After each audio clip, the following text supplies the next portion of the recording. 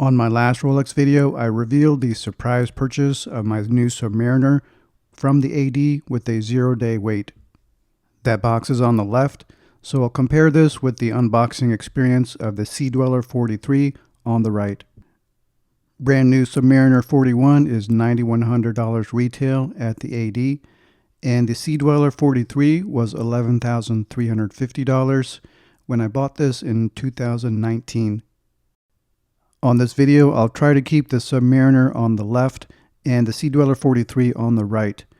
The cream-colored box looks about the same, and the foam topping also looks very similar. And the green box also looks exactly the same. I cannot detect any difference from 2019 to 2023. Opening the box, both of these watches look absolutely beautiful. They almost look the same from a distance, but being familiar with Rolex, you can spot the difference of the larger case size of the SD43 and the thicker bezel on the Sea Dweller. And what comes in the box should be also the same. Both should come with that green hang tag, and both should come with the white hang tag. But my AD forgot to include the white hang tag on my Submariner. The extra links should be included in that small plastic baggie. I had them remove 2 links from the Submariner and 3 links from the SD43 for my 6.5-inch wrist. The color of the interior lining looks slightly darker on the SD43, but I'm not sure if it's just due to age because it is 4 years older. The documentation in the back pocket has received a slight update since 2019, but this would only be noticeable by people who are obsessed with Rolex, such as myself. The instruction booklet style looks to be exactly the same, except one is for the Submariner and Submariner date, and the other one is for the Sea Dweller and Rolex Deep Sea. Of course, the warranty card has undergone the most change. Now it's solid green instead of green and white, and now no longer contains your name written on the warranty card. But now the service information on the back is also different. Previously, it was a booklet with several pages, and now it's just a leaflet with 2 pages.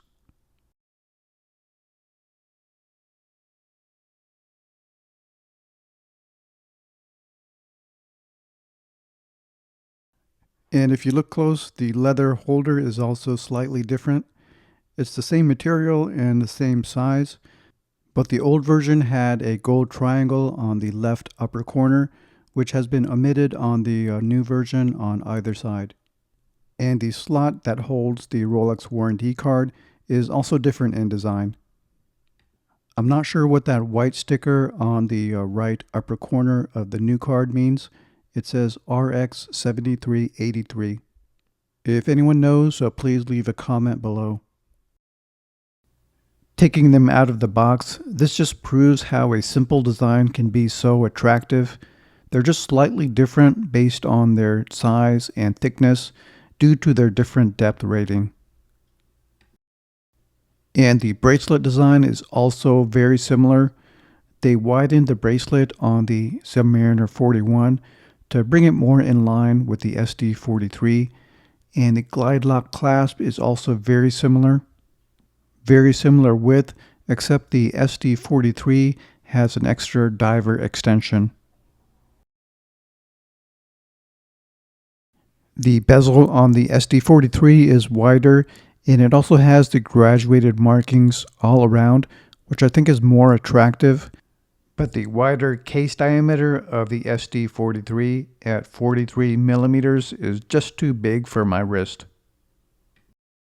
The dial of the Submariner is a deep gloss black, which gives a stark contrast between the black of the dial and the white hour markers. But over time, the text on the lower portion of the dial has become more verbose. It now says Submariner with the depth rating and also superlative chronometer officially certified. It doesn't need to say that much. I think they should just cut it down to 2 lines of text, and it would result in a much cleaner dial. The SD43 has a matte black finish to its dial, more in line with the character of a vintage Rolex. It's not a game changer for me, but some people would prefer that matte black finish. But it has that same issue with the 4 lines of text on the bottom of the dial, which clutters up the dial. But it partially makes up for this with its bold accent of color with the red Sea Dweller text. And the Cyclops window may also make the dial look more busy. I don't have a strong opinion about it, but I like the cleaner dial of the Submariner without the date window. Turning it over on the side, you immediately see the difference between the thickness of these two watches. The SD43 is much thicker, sits much higher on the wrist, and feels more top-heavy to me. As far as the bezel action, I'll give the advantage to the SD43 every day and all day, mainly because the teeth around the bezel of the SD43 are deeper and sharper than the Submariner 41. This makes it much easier to turn the bezel on the SD43 compared to the Submariner, and I can almost imagine that the sounds of the clicking of the bezel are superior on the SD43. But see for yourself if you can tell any difference between the two.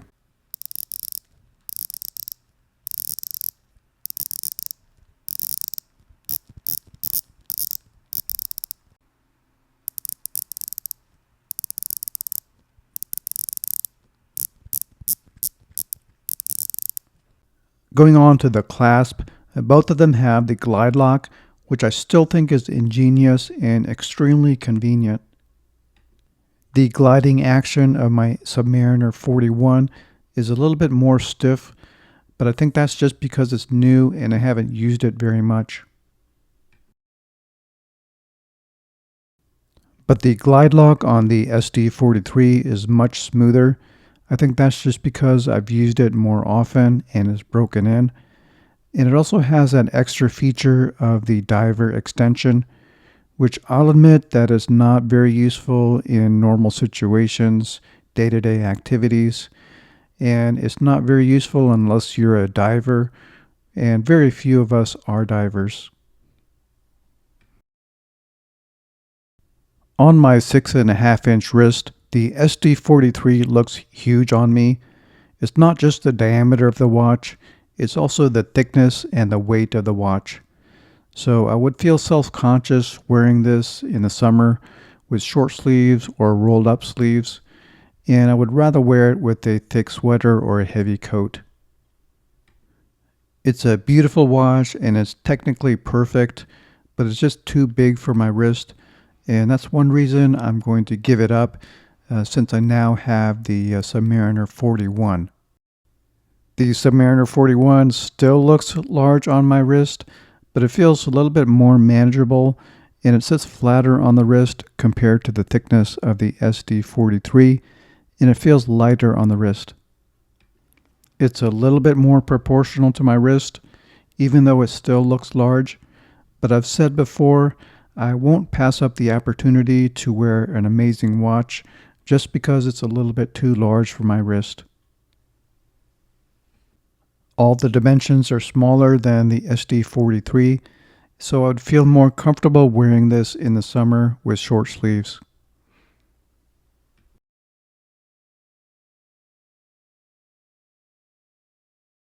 This box looks totally different from the current Rolex box. My bonus unboxing is a diver watch from Rolex from 2005. And this was my second ever Rolex purchase from the authorized dealer. See if you can guess what this Rolex is before I reveal the name. This has actual papers instead of a warranty card, and it has the service booklets enclosed in this envelope.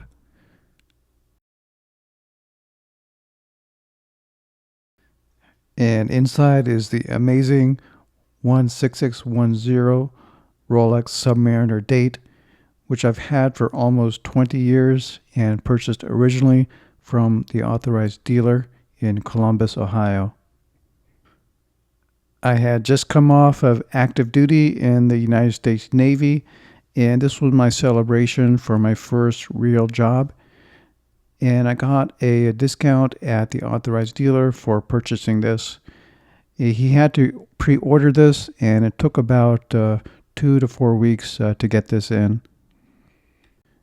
You can tell that this is a pre-ceramic watch, especially from the bracelet and the stamped clasp and the small hour markers and these aluminum bezel. Inside there's a green hang tag, which is an old style, and there's also a brownish hang tag, which is also in the older style.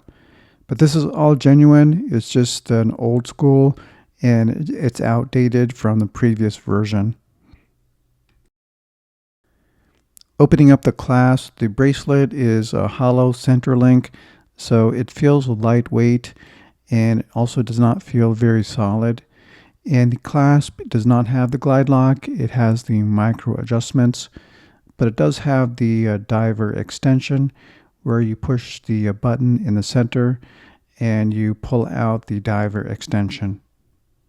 The deployment wings are also made of stamped metal, so this is very lightweight and a very different bracelet experience compared to the modern Submariner 124060. But as far as the fit on the wrist, it's the best fitting out of all three. It has a smaller diameter and it's the lightest weight, so it looks better on my wrist, but it doesn't have all the new advancements of the new Submariner. But this is a very sentimental Rolex for me, so if everything else had to go, this would be the last one to be left standing.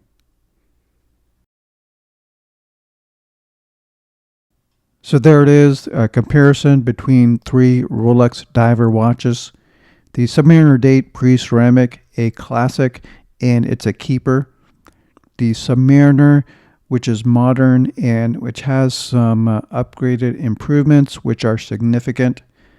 And the SD43, an extremely technical and extremely high quality watch, but just too large for my wrist. So for that reason, I'll be letting that go. I'll be selling my SD43 since my Submariner can take over for that now. And this will be the first in my culling of my collection. So more to go with reducing the size of my collection. Stay tuned to see which other ones that I let go over the next few weeks.